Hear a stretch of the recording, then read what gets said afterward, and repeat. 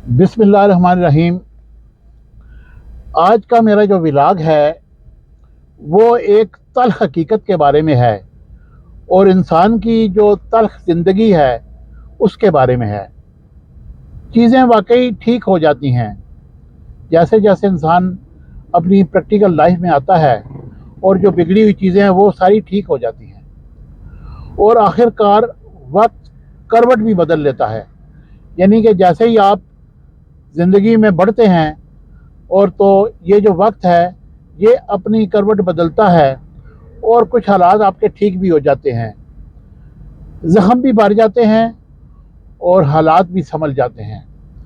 लेकिन वो जो आपकी पिछली लाइफ थी जिसमें आप खुश रहा करते थे अपने पेरेंट्स के साथ, अपने बहन भाइयों के साथ, वो खुशियाँ उस तरह नहीं मिलती आपको जब आप शादी करके दूसरी ज़िंदगी गुजारते हैं।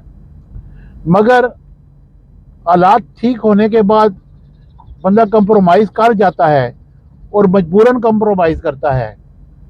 मगर इन सब के बीच में हम वो नहीं रहते जो कभी हुआ करते थे।